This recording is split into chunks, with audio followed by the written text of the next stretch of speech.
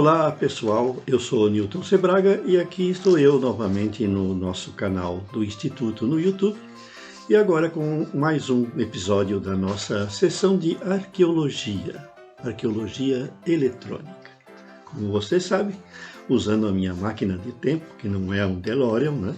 Eu já vendi o meu DeLorean, eu aperfeiçoei a máquina, de vez em quando eu viajo para o passado, para encontrar com personagens importantes da eletrônica, para verificar como é que se faziam as coisas na época e depois contar aqui tudo para vocês. Na minha viagem de agora, eu estou indo lá para 1919. Exatamente a partir do momento em que eu faço esse vídeo, são 101 anos atrás. Lógico que eu não tinha nascido ainda, né? Mas eu viajei para visitar um personagem da eletrônica extremamente importante. Eu fui lá para Nova York em 1919 e me encontrei com Hugo Gernsback. Esse personagem é muito importante porque ele foi o precursor da ficção científica. A primeira revista de ficção científica que existiu, a Amazing Stories, foi ele que criou. E entre os personagens que ele revelou está o Isaac Asimov, que começou a escrever seus contos justamente com ele. Mas ele era do nosso mundo, ele era da eletrônica. E ele criou a primeira revista maker do mundo. Ele criou uma revista chamada Electro Experimenter, experimentador elétrico, que eu estou mostrando aqui no nosso vídeo, a capa. Assim, na minha viagem, encontrei o Hugo Gernsback folheando a sua primeira edição da Electrical Experimenter, a sua revista de faça você mesmo de atualidades eletrônicas e tecnológicas para os makers de 1919. E ele tinha ideias fantásticas, né? Ele já falava em drones, já falava em realidade virtual, ele falava em coisas que só vieram se tornar realidade muito tempo depois. E a gente folheando a revista, eu comecei a folhear a revista com ele lá naquele ano de 1919, e nós comentamos algumas coisas interessantes que eu passo para vocês que me chamaram a atenção. Uma delas é justamente os colaboradores da revista, gente de peso na época. Nós encontramos artigos do Nikola Tesla, nós encontramos artigos do Lee De Forest e outros grandes cientistas, né?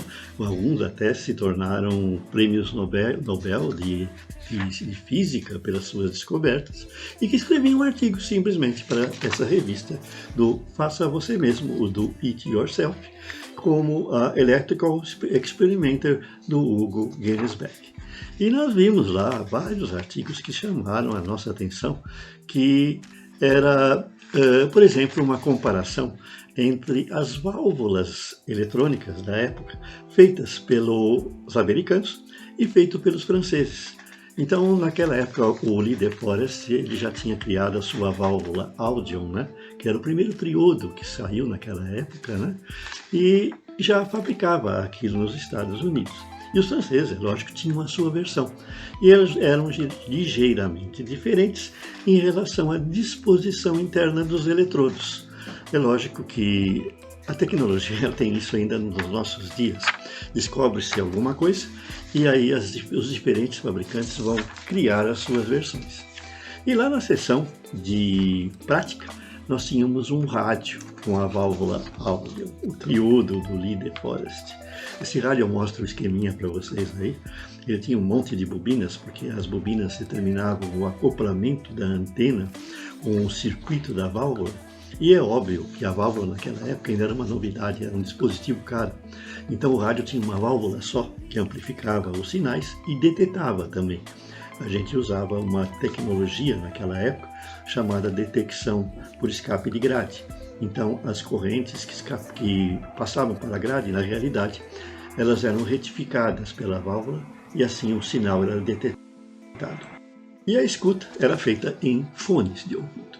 E havia um termo técnico que era usado para esse tipo de rádio com um monte de bobinas, que ele usava a sintonia por variômetro. Olha o esqueminha aí e veja se você consegue identificar o que é o variômetro. O variômetro é o seguinte: as bobinas eram móveis, elas podiam variar de posição. Então, na realidade, o variômetro era a bobina variável. Então, vocês podem ver que o radinho daquela época, esse rádio com a válvula áudio para a faixa de ondas médias, ele não tinha capacitor variável. A sintonia era feita pelo acoplamento e mudança de posição das bobinas. Eram bobinas feitas em tubos e elas podiam se mover num sistema em que uma podia se deslocar sobre a outra ou girar sobre a outra, mudando o acoplamento. E por essa mudança de acoplamento, a gente obtinha a sintonia do circuito. Mas uma outra característica que chamava a atenção da gente naquela época, que me chamou a atenção e que eu comentei lá com o Hugo Gernsback, é que a válvula precisa de alta tensão para funcionar. Então, os rádios e os aparelhos eletrônicos daquela época, 1919, eles funcionavam com baterias de 45 e de 90 volts, para fornecer alta tensão para a chamada corrente de placa, ou corrente de anodo da válvula. E eles tinham 1,5 volt para o filamento, para esquentar o filamento. Então, era uma novidade naquela época, esse tipo de rádio, que o Hugo Gernsback colocava já na sua primeira edição da revista Electro Experimenter, lá de 1919. Outra notícia que me chamou a atenção, que tinha lá na revista do Hugo, que mostra como é que era aquela tecnologia dos anos 20, né, 1919, 1920 e logo depois, é a lâmpada de ar. Você sabe o que é uma lâmpada de ar? Na hora que ele toca um no outro, sai aquela faísca, né? E sai aquele brilho intenso, aquela luz intensa da faísca. A lâmpada de arco era isso. Então tem lá um artigo que ele mostra uma nova tecnologia que combina uma lâmpada incandescente com uma lâmpada de arco. E ela juntava as duas funções e a lâmpada produzia uma quantidade de luz muito maior do que aquelas lâmpadas incandescentes que eram utilizadas na época que estava começando ainda esse tipo de tecnologia, né? Vocês têm aí uma ilustração de como que era uma lâmpada de arco, né? E é lógico que os makers naquela época, como hoje em dia também, né, nós temos os makers que trabalham com artesanato, com impressão 3D, com vestíveis, com química, com costura, com mecânica. Naquela época, o Hugo Gernsback já reunia tudo isso na revista dele. Então ele tinha lá a seção de química, ele tinha a seção de mecânica, ele tinha um monte de coisas interessantes que vale a pena, porque aqui, lendo essas revistas do passado, a gente tem ideias. Eu tive a oportunidade de conversar com ele justamente de como é que ele achava que seriam os makers do futuro.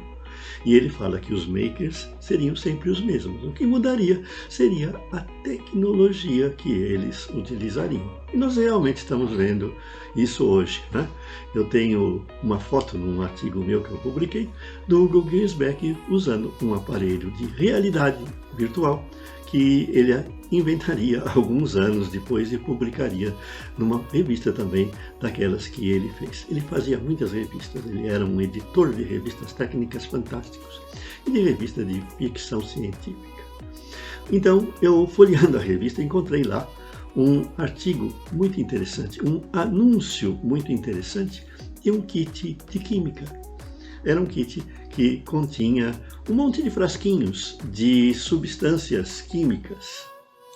Mais ou menos como a gente já viu aqui com um brinquedo, né, o Pequeno Químico, né, que é um brinquedo em que as crianças têm lá um monte de frasquinhos de substâncias coloridas, todas elas inofensivas, é claro, porque são crianças que vão manusear, e que elas podem realizar experiências práticas para conhecer química. E o Hugo Gernsback anunciava na sua revista um desses laboratórios de química. É lógico que naquela época esses laboratórios eles eram até perigosos, né? Porque havia a inclusão de substâncias perigosas, né? Você podia encontrar lá um frasquinho de urânio radioativo, porque ainda naquela época não se tinha noção da periculosidade de certas substâncias químicas de laboratório, como o urânio. O próprio chumbo, né, os compostos de chumbo são tóxicos. E havia muitos outros compostos, né, e substâncias puras e compostos, né, que podiam apresentar perigo no manuseio e até eventualmente numa inalação ou ingestão, se não fosse tomado o devido cuidado. Então esse laboratóriozinho que o Hugo Gernsback anunciava lá na sua revista, ele tinha essa característica. Ele não era para crianças, não. Ele era para pessoas que tinham noção do perigo que representa o manuseio de certas substâncias químicas, né? Hoje, a gente não pode fazer isso não, porque o uso dessas substâncias poderia levar, inclusive, a aplicações indevidas, né? Então, existem lojas especializadas na venda de produtos químicos. Existem lojas que são especializadas em vender substâncias químicas em nossos dias ainda. E até a possibilidade de se criar de se fazer alguns produtos, mesmo com coisas de farmácia. Mas não existe assim, vamos dizer, hoje uma filosofia do faça você mesmo com a química, como para algumas outras, né, ciências aí. Mas foi muito interessante. Eu sei que eu gostei muito de conversar com o Hugo Gernsback e prometi que eu voltaria, porque ele tem algumas revistas fantásticas, algumas publicações com coisas fantásticas, lá dos anos 20, dos anos 30, dos anos 40 e até mesmo dos anos 50, em que ele falava de coisas que naquela época eram ficção científica e hoje são realidade. Vocês vão ver coisas muito interessantes, principalmente quando a gente encontrar lá junto com o Hugo Gernsback, gente como Lee DeForest, o Thomas Edison e outros que colaboraram com a revista, inclusive o Tesla. Até mais!